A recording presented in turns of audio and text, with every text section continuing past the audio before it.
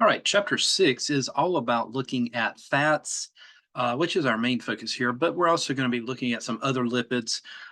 In the first part of the video, it's just kind of an introduction. We'll look at some examples, a little bit about their biochemistry, and in the second part of the video, in the second part of the chapter, we'll look at more as to how these fats and other lipids really affect our overall nutrition and the health of our body. So let's just kind of start out looking at just a basic overview of lipids.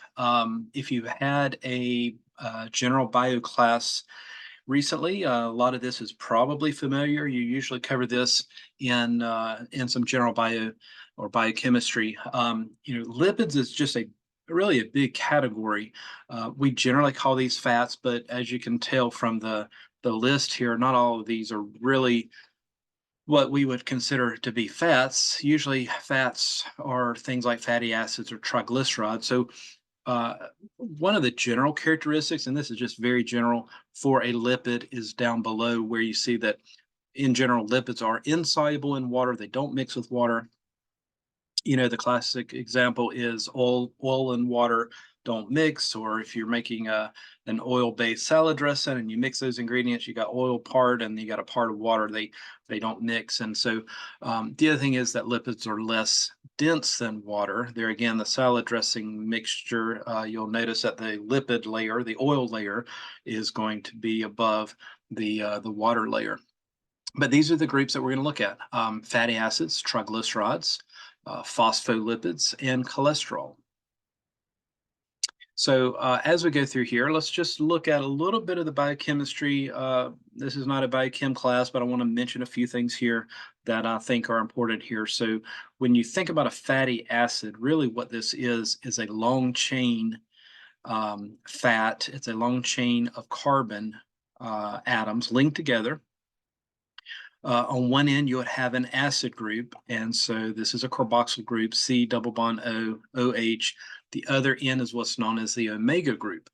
And so that comes into play a little bit if you've heard of omega fatty acids or omega-3 or omega 5 fatty acids or something like that. And so that we'll kind of look at that terminology as well.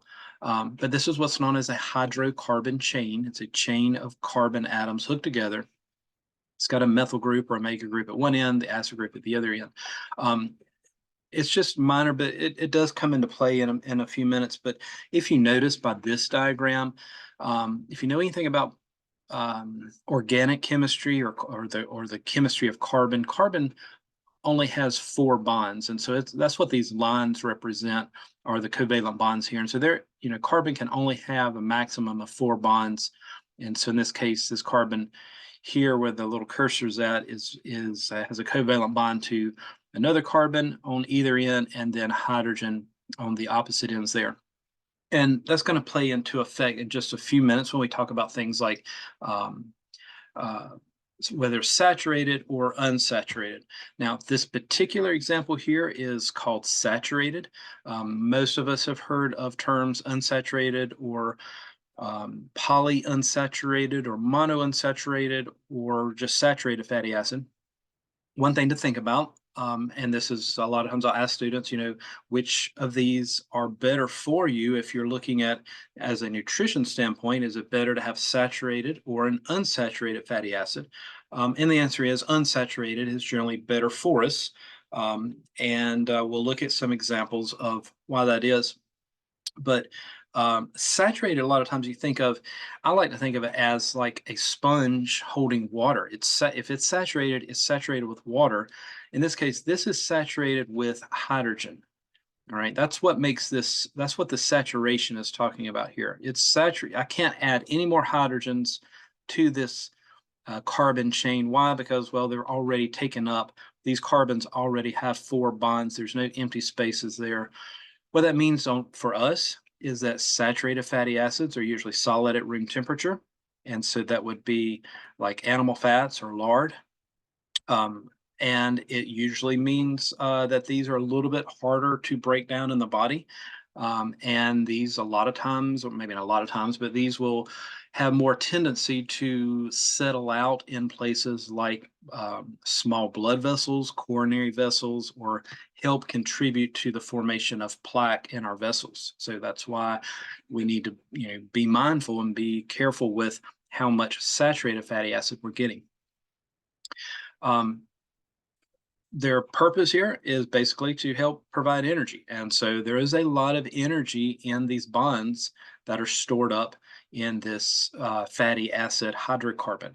And so your body has the ability to convert this into the energy our cells need, which is the ATP energy. And we'll kind of mention a few things about that along the way. You also see fatty acids in our cell membranes. All right. And so it does play a role. They do play a role, but we do have to be careful again for our health, overall health, because they can lead too many saturated or too much saturated fatty acids can lead to problems with cardiovascular issues.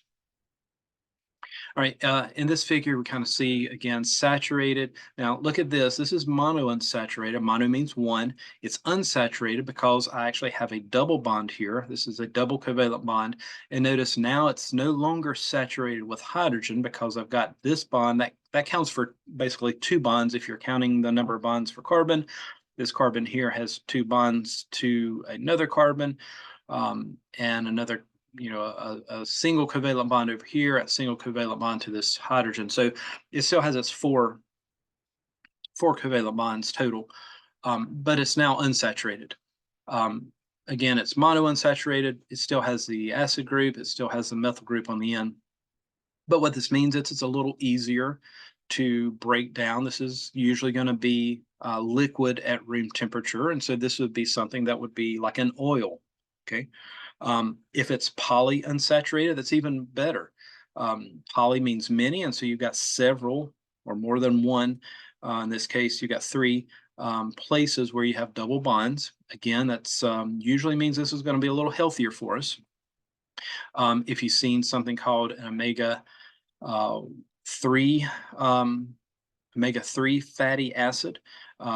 Remember, this is the omega N, and so if you count the number of bonds or the number of carbons from this omega N, 1, 2, 3, if you've got a double bond here, then that's why this is called an omega-3 fatty acid. Sometimes you may see this called omega-3, 5 fatty acid, and that's because you got a double bond, 1, 2, 3, 4, 5, 6. Well, this would be 3, 6 omega-3, 6 fatty acid, just telling you the location of those double bonds when you see that terminology. Again, polyunsaturated would be better for us health-wise. If we tack on the word essential, just like we've seen before, if you tack on the word essential, it means it's essential for us to supply this in our diet. It's essential for us to eat these. In other words, essential fatty acids are not produced by the body.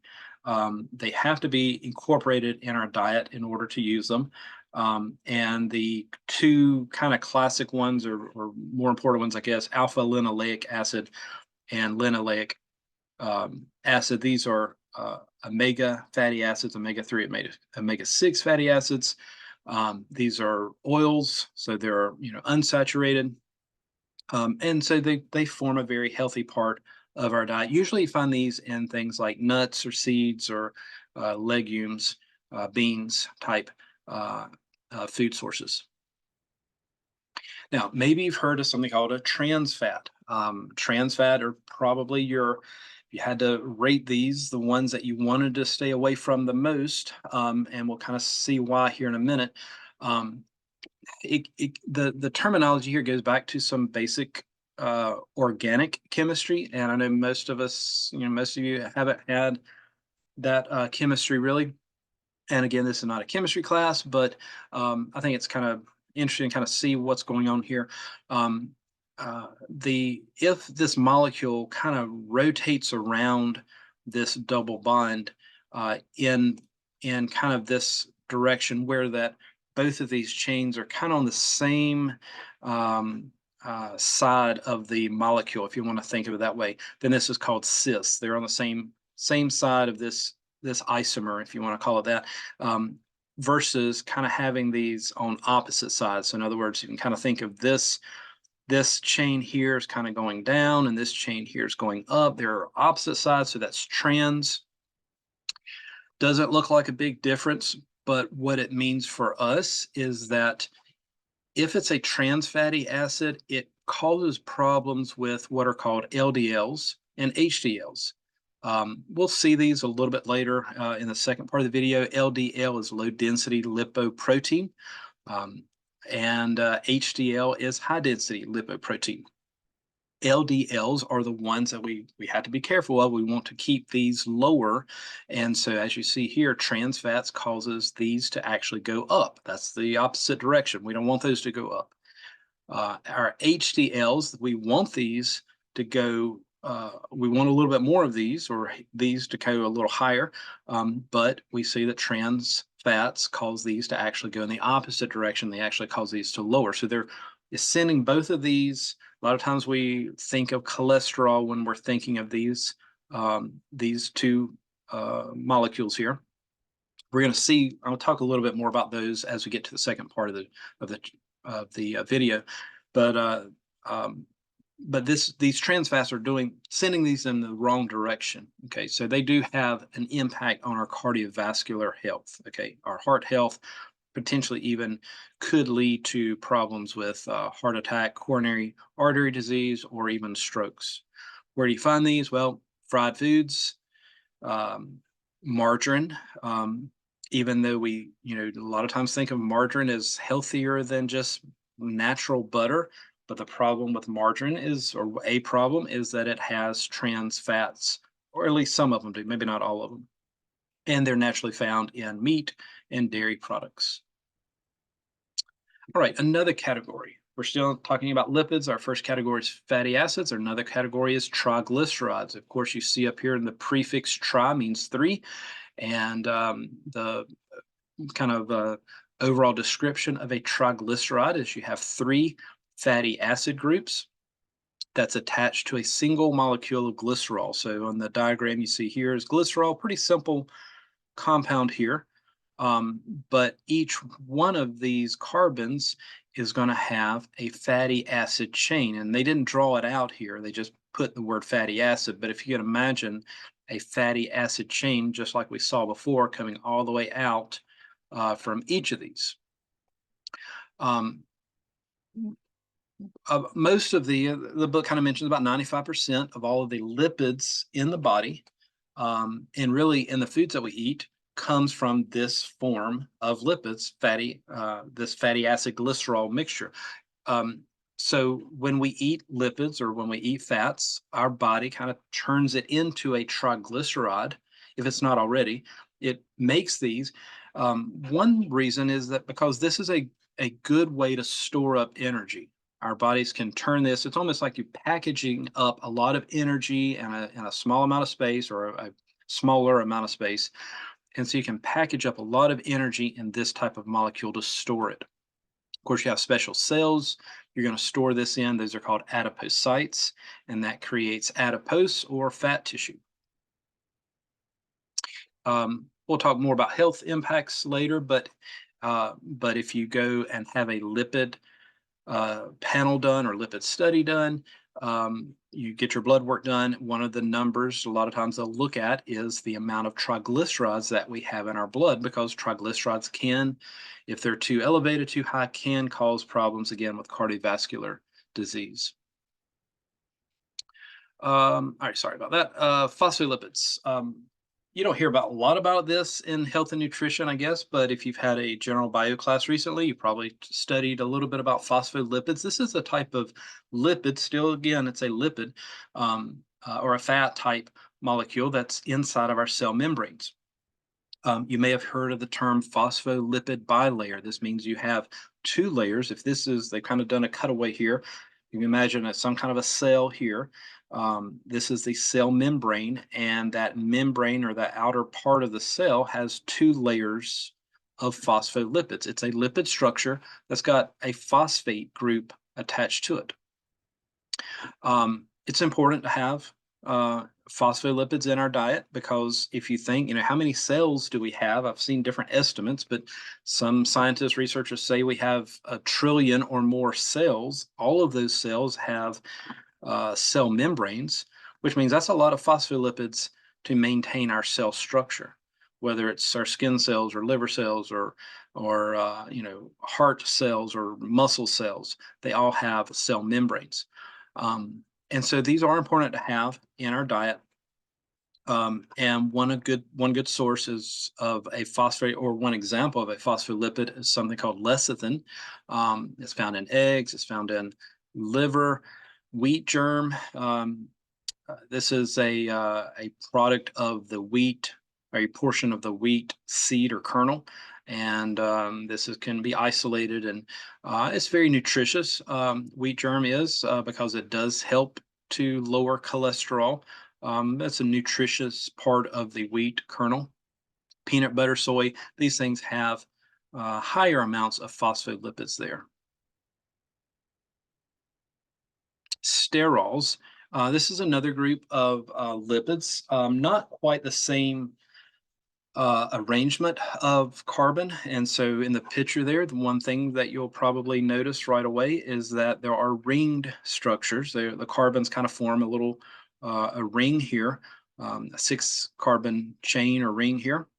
Still has a chain structure on the end. So this is different in chemical structure to something like a fatty acid chain or even the triglyceride chain. So that's kind of what stands out here, but it's still a lipid. It's still, it's insoluble in water, doesn't dissolve in water. You probably have heard of cholesterol. The sterol there is telling you this is part of this. This is a chemical form of this molecule is a sterol. Cholesterol is also important for the body. If you notice back in the other picture here, the cell membrane, not the only place, but one main place you find cholesterol naturally is within our cell membrane. So again, if we have billions or maybe trillions of cells, all of those cells have cell membranes, and so you need some cholesterol inside of that. It helps in the structure of the cell membrane and its fluidity of the cell membrane. And so it's important to have that cholesterol there. Of course, and we'll talk about this in the second part of the video, cholesterol is one of those molecules, if we have too much of, could lead to problems in cardiovascular health. A couple of points about cholesterol. Animals produce cholesterol. In other words, we're producing cholesterol mainly in our liver. So if you have high cholesterol, if you find out that your cholesterol levels are higher and you need to lower those, you need to kind of look at how much of your food comes from animal products. You may want to decrease a little bit. In other words, plants don't produce cholesterol. And so, if you have more of a vegetarian-based diet or can introduce more fruits, vegetables, healthy grains and things into your diet, you can help to lower your overall cholesterol. But again, cholesterol is important. We hear a lot of bad things about it, but there's a lot of good things about it as well, because it helps in making vitamin D. Vitamin D, a lot of times we hear about coming from the sun, and we get some of that UV light from the sun to kind of help in the production of vitamin D. Vitamin D is a vitamin, and we have another chapter dealing with vitamins, but it's a vitamin that helps us to retain calcium in our body. All right, calcium is very important in our overall bone health and bone density, but we have to remember too that calcium is important for things like muscle contractions, any kind of muscle, whether it's smooth muscle, cardiac muscle, or skeletal muscles. And so in other words, we need it for our heart, calcium, and then also calcium is very important in our nervous system functions. Okay, so vitamin D helps us to retain calcium. Vitamin D needs cholesterol to help to produce the overall vitamin for us. Steroid-based hormones in our body, whether it's reproductive hormones like testosterone or progesterone or estrogen. Reproductive hormones are steroid-based hormones. And so those are very important because they, we have to have cholesterol to make certain hormones. We have to have cholesterol to make bile, which is produced in the liver, stored in the gallbladder.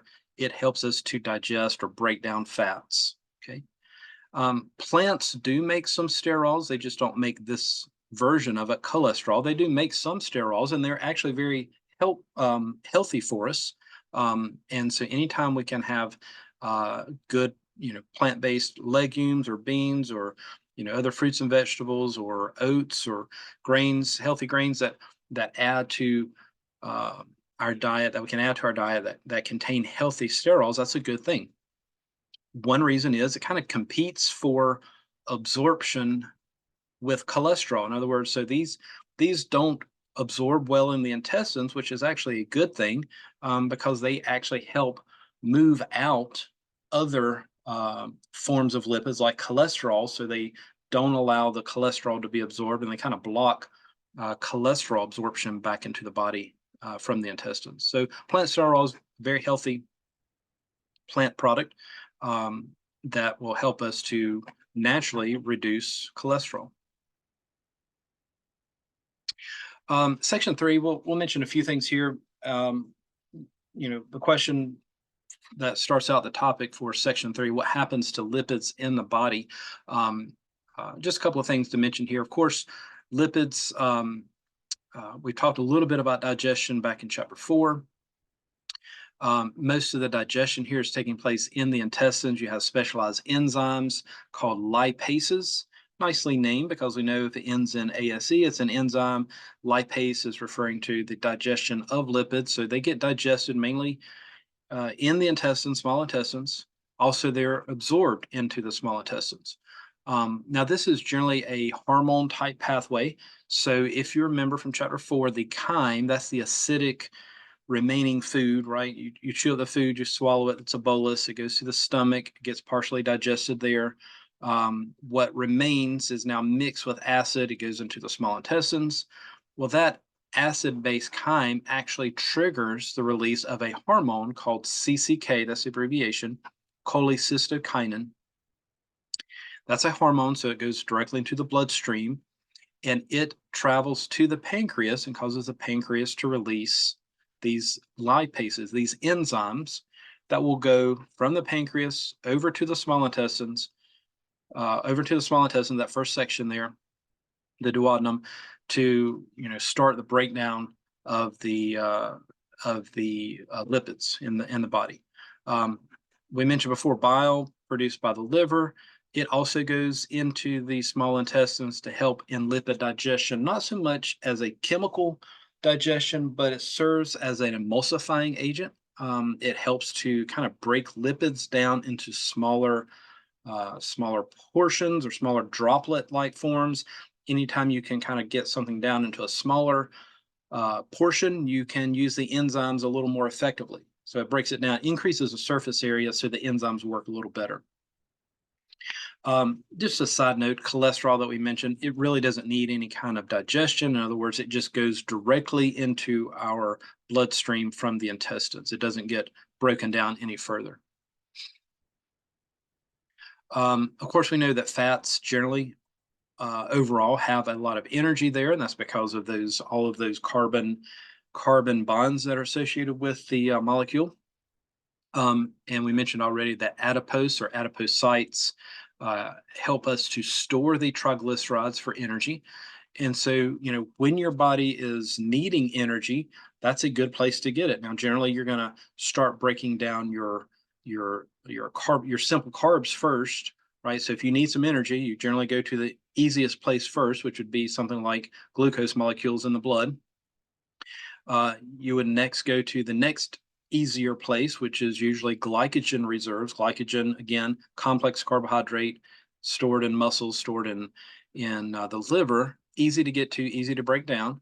But once you start depleting those reserves, then your adipose cells can start breaking down some of the triglycerides. Remember, triglycerides are made up of 3 fatty acid groups, 1 glycerol molecule. Fatty acids get converted by the cells directly to energy. We're talking about the ATP energy inside the cells. The glycerol has to be converted first by the liver over to glucose, and then the glucose can then go for inside of the cells to get converted into ATP energy. Last couple things we'll kind of look at here for this part of the video. When you go to look at your nutrition panels, your nutrition fact labels, they'll all, and most of the time these are very standardized. There's a section there dedicated for lipids. Very easy to read, nothing that you really have to calculate.